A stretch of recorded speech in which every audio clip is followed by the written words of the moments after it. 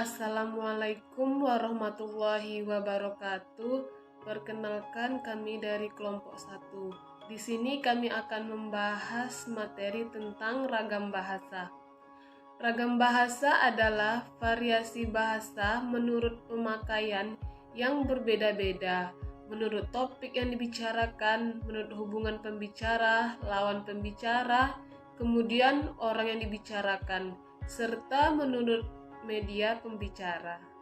Jadi, ragam bahasa itu terjadi sebagai akibat dari bahasa, keragaman sosial, dan keragaman fungsi bahasa.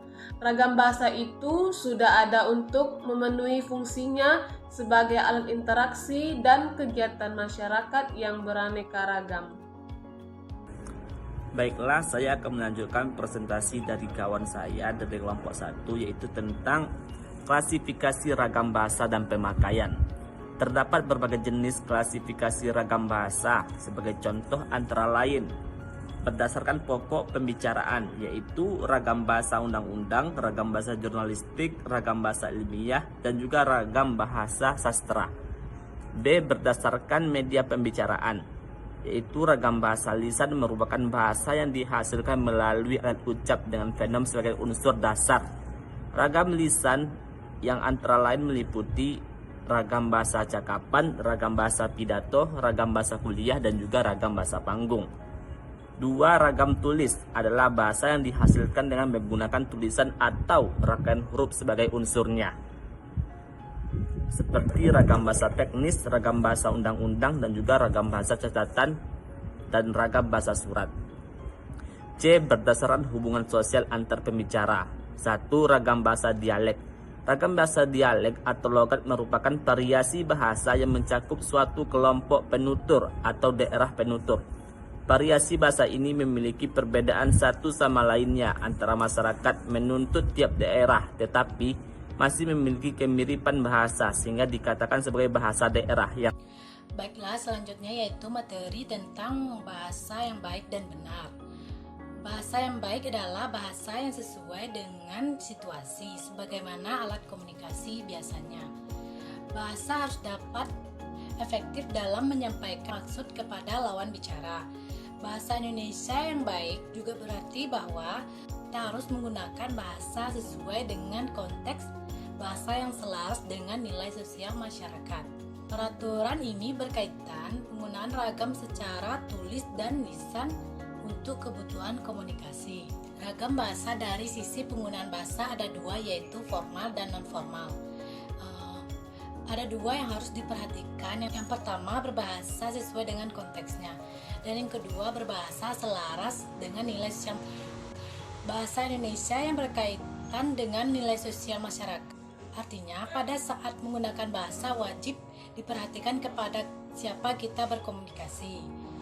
Berkomunikasi dengan teman tentunya berbeda dengan berkomunikasi dengan orang tua.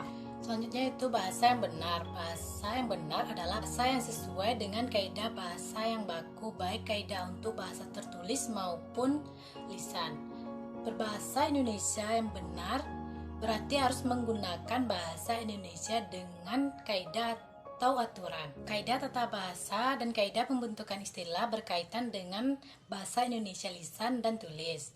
Penggunaan bahasa yang tidak menggunakan dan tidak memperhatikan kaidah bahasa dan tata bahasa akan membingungkan. Misalnya, kesalahan tata bahasa dalam kalimat seperti contoh, karena sering kebanjiran, gubernur melarang pembangunan gedung di sana. Apakah gubernur yang sering kebanjiran atau suatu daerah? Kesalahan seperti itu sering terjadi dalam kalimat majemuk. Baik. Yang seterusnya ada ejaan yang disempurnakan atau EYD. Yang pertama, pemakaian huruf. Di pemakaian huruf ini termasuk huruf abjad, yang termasuk di dalamnya ada huruf abjad, huruf vokal, huruf diftong, huruf konsonan, ada huruf kapital, ada huruf miring, dan juga ada huruf tebal. Selanjutnya ada penulisan kata. Di penulisan kata ini terbagi menjadi 5, yaitu ada kata dasar, kata berimbuhan, kata bentuk ulang, kata gabungan, angka dan bilangan. Selanjutnya ada pemakaian tanda baca, terdiri dari tanda titik, tanda hubung, tanda koma, tanda tanya, tanda titik koma, tanda titik dua, dan juga ada tanda seru. Selanjutnya ada penulisan unsur serapan. Nah, untuk penulisan unsur serapan ini, bahasa Indonesia menyerap unsur dari berbagai macam bahasa, baik dari bahasa daerah maupun dari bahasa asing, seperti Sanskerta atau bahasa Arab. Yang kedua yaitu penulisan kata. Adalah proses atau cara menulis yang mempertimbangkan unsur bahasa yang diucapkan atau dituliskan sebagai wujud kesatuan, perasaan, dan pikiran yang dapat digunakan dalam berbahasa sesuai dengan ejaan yang disempurnakan. Berikut ini adalah bagian-bagian dari penulisan kata. Yang pertama yaitu kata dasar. Kata dasar ditulis sebagai satu kesatuan, misalnya kantor pajak penuh sesak dan saya pergi ke sekolah. Yang kedua yaitu kata berimbuhan. Yang pertama berimbuhan yang di awal, sisipan, akhiran, serta gabungan awalan dan akhiran. Ditulis serangkaian dengan bentuk dasarnya, misalnya berjalan, berkelanjutan, dan mempermudah. Yang kedua yaitu bentuk terikat, ditulis serangkai dengan kata yang mengikutinya, misalnya adi busana, dwi warna, antar kota, dan ekstrakurikuler. Yang C yaitu bentuk ulang, ditulis dengan menggunakan tanda hubung, misalnya orang-orang, hati-hati, dan terus-menerus. Yang D yaitu gabungan kata. Yang pertama yaitu unsur-unsur gabungan kata yang lazim disebut kata majemuk, ditulis sepisah, misalnya keras kepala, kambing hitam, dan duta besar. Yang kedua yaitu gabungan data yang dirasakan sudah padu benar, ditulis serangkai, misalnya acap kali, ada kalanya, dan bagaimana.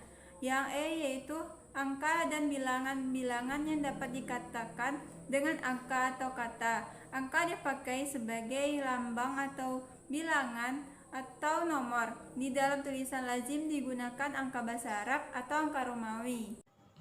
Nah, selanjutnya penulisan kata.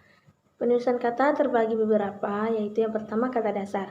Kata dasar ditulis sebagai satu kesatuan. Misalnya, kantor pajak jenuh, sesak, dan saya pergi ke sekolah. Yang B, kata berimbuhan. Yang pertama yaitu imbuhan atau awalan, sisipan, akhiran, serta gabungan awalan dan akhiran. Ditulis serangkai dengan bentuk dasarnya, misalnya berjalan, berkelanjutan, dan mempermudah. Yang kedua, bentuk terikat, ditulis serangkai dengan kata yang mengikutinya, misalnya adi busana, adi warna, antar kota, dan ekstrakurikuler. Yang C, bentuk ulang. Bentuk ulang ditulis dengan menggunakan tanda hubung, misalnya orang-orang, hati-hati, dan terus-menerus. Yang D, gabungan kata. Yang pertama, unsur-unsur gabungan kata yang lazim disebut kata majemuk, ditulis terpisah, misalnya keras kepala, kambing hitam, dan duta besar. Yang kedua, gabungan kata yang dirasakan sudah padu benar, ditulis serangkai, misalnya acap kali, ada kalanya, dan bagaimana. Yang E, angka dan bilangan. Bilangan dapat dikatakan dengan angka atau kata. Angka dipakai sebagai lambing, bilangan, atau nomor. Di dalam tulisan lazim digunakan angka Arab atau angka Romawi, misalnya angka Arab 0, 1, 2, 3, 4, dan seterusnya, dan angka Romawi 1, 2, 3. Tanda baca terdapat 6 bagian. Yang pertama, tanda baca titik. Tanda baca titik ini terbagi menjadi dua. Tanda titik dipakai pada akhir kalimat atau bukan pernyataan atau seruan. Misalnya, kami pernah tinggal di kota Samarinda. Yang kedua, tanda titik dipakai di belakang angka atau huruf dalam suatu bagan, ikhtisar atau daftar. Misalnya, Direktorat Jenderal Pendidikan Tinggi. Yang kedua, tanda baca koma. Tanda baca koma terbagi menjadi dua juga. Yang pertama, tanda koma dipakai di antara unsur-unsur dalam suatu perincian atau bilangan. Misalnya, kami membutuhkan kertas, gunting, dan pensil warna. Tanda baca koma dipakai untuk memisahkan anak kalimat dari induk kalimat jika anak kalimat itu mendahului induk kalimatnya. Misalnya, kalau kamu hadir, saya juga hadir di acara itu. Yang ketiga, tanda titik koma. Tanda titik koma terbagi menjadi dua. Yang pertama, tanda titik koma dipakai sebagai pengganti kata penghubung untuk memisahkan kalimat yang setara di dalam kalimat majemuk setara. Misalnya, hari semakin malam, ibu masih asik dengan sulamannya. Yang kedua, tanda titik koma digunakan untuk mengakhiri pernyataan perincian dalam kalimat yang berupa perasaan atau kelompok data. Misalnya, kewarganegaraan Indonesia. Yang keempat, tanda titik dua. Tanda titik dua terbagi menjadi dua juga. Tanda titik dua dipakai pada akhir suatu pernyataan lengkap, yaitu diikuti rangkaian atau pemberian. Misalnya, hanya ada dua pilihan bagi para pejuang kemerdekaan, yaitu hidup atau mati. Tanda titik dua dan dipakai dalam naskah drama suatu kata yang menunjukkan perilaku dalam pernyataan. Kemudian yang keempat, tanda baca penghubung. Tanda baca penghubung terbagi menjadi dua juga. Tanda baca penghubung, yang pertama tanda baca hubung yang menyambung suku-suku kata yang terpisah oleh penggantian baris. Misalnya, berlibur merupakan kebutuhan dasar manusia. Yang kedua, tanda hubung digunakan untuk menyambung unsur-unsur kata ulang. Misalnya, motor-motor dan berlari-lari. Yang kelima, yang keenam, tanda baca tanya. Yang tanda baca tanya ini terbagi menjadi dua juga. Yang pertama, tanda tanya dipakai akhir kalimat tanya. Misalnya, kamu lagi di mana? Yang kedua, tanda tanya dipakai di dalam tanda kurung untuk menyatakan bagian kalimat yang disaksikan atau yang kurang dapat dibuktikan. Penulisan unsur serapan. Kata serapan menurut Kamus Besar Bahasa Indonesia atau KBBI merupakan kata yang diserap dari bahasa lain berdasarkan kaidah bahasa penerima. Oleh karena itu, dapat dikatakan kata serapan dapat diartikan sebagai kata serapan jika memenuhi kaidah-kaidah bahasa khususnya pada bahasa Indonesia. Penulisan unsur serapan biasanya masih menggunakan bahasa asing, namun tetap dipakai dalam konteks bahasa Indonesia. Unsur asing tersebut sudah diserap dan disesuaikan ke dalam bahasa Indonesia, sehingga sering digunakan dalam kehidupan sehari-hari. Kategori dalam penulisan unsur serapan itu terdapat 4. Yang pertama itu ada adaptasi, terbentuk karena terjadinya proses adaptasi yang dilakukan bahasa Indonesia dengan bahasa asing. Yang kedua ada kreasi, proses ini menggunakan sistem terjemahan untuk melakukan serapannya, hanya saja bentuk yang diterapkan tidak harus sama. Dan yang ketiga, terjemahan. Penulisan unsur serapan ini menggunakan konsep arti dari bahasa asing itu sendiri. Dan yang terakhir ada adopsi, serapan bahasa asing untuk disusun kembali ke dalam bahasa Indonesia dengan cara mengambil keseluruhan arti, namun penulisannya berbeda.